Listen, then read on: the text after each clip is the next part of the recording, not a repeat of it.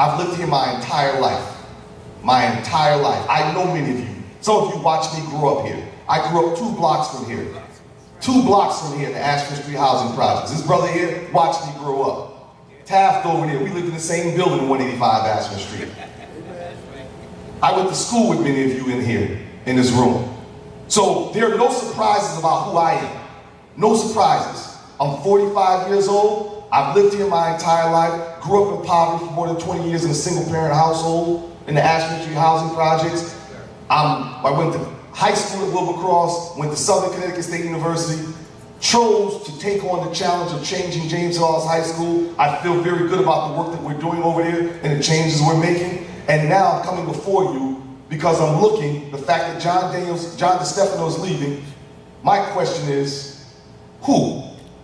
Who's the person who's going to represent the best interests of those dealing with the issue of poverty? Who understands it enough to want to fight, to want to stand to the power and say, it's not right. It's not right that we spend all of our time focused on downtown development while we ignore what the residents of these neighborhoods are going through. People are dealing with real issues that we've ignored for the last 2 decades or more. People, I remember what it was like having to knock on my next door neighbor's house to borrow 2 slices of bread to make a sandwich because mom didn't have a chance to fill the refrigerator and she was working hard to make it happen.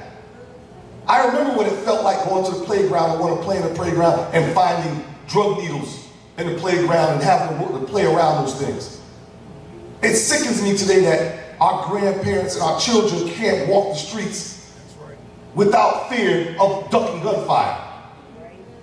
It hurts when I hear about families who have a hard time month after month paying the rent. Let's be real, it looks good on the outside. We do a very good job of wearing the mask. But the reality is we all hurt in one form or another.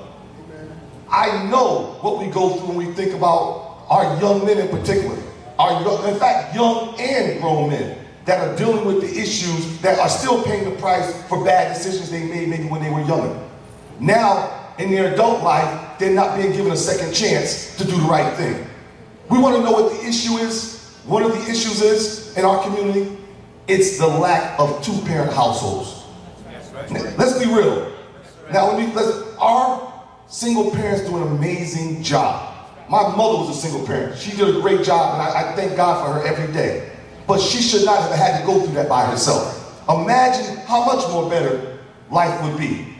For me, it could have been, our childhood could have been.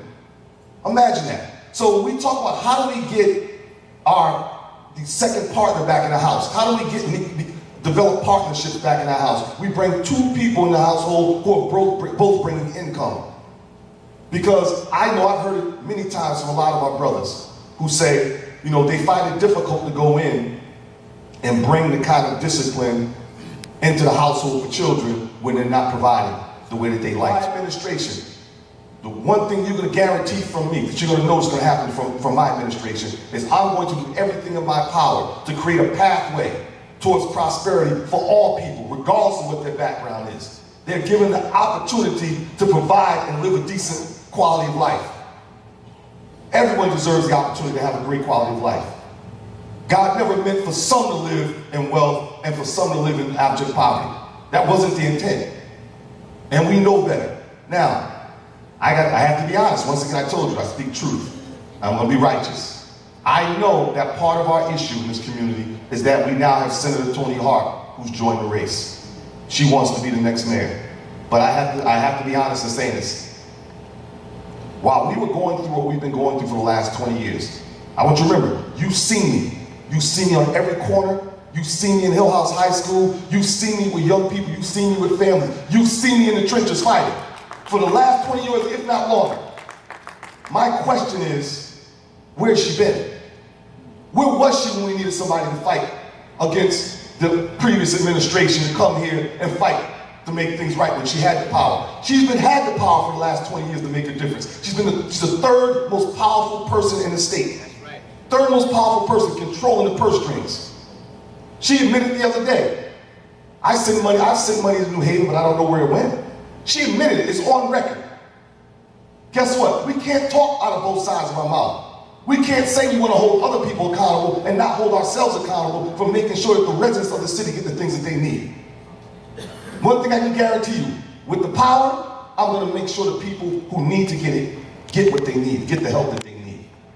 I don't have a party house. How many of you have a party house? Anybody have a second house that you party in? One that you live in and one that you party in? Guess what? Doesn't sound like that person has any understanding of what we're going through here in this community. So, in my closing, I want to make it clear. Born and raised here, I don't own a party house, one family house. I'm raising 2 African-American boys the way that this community asked me to. Everything this community's asked me to do, I've done. I stayed here. I'm here for the fight. 17 years married to my wife, beautiful woman, who I've stood by, who stood by me. And last, but certainly not least, the way you pay your taxes, we should expect everyone to pay taxes. Everyone should pay taxes in order to bring services to the residents of this community. Everyone deserves that. In closing, don't drink the Kool-Aid. That's all I'm actually doing. Think about who, don't drink the Kool-Aid. Think about who we're trying to elect and put in front of us to lead us. Don't drink the Kool-Aid. And watch out for the suburban leadership that's going to be in here within 2 weeks. They're going to bring busloads into our community and try to bring us to the polls to vote for those who represent their interests, not yours. Remember that. May God bless all of you.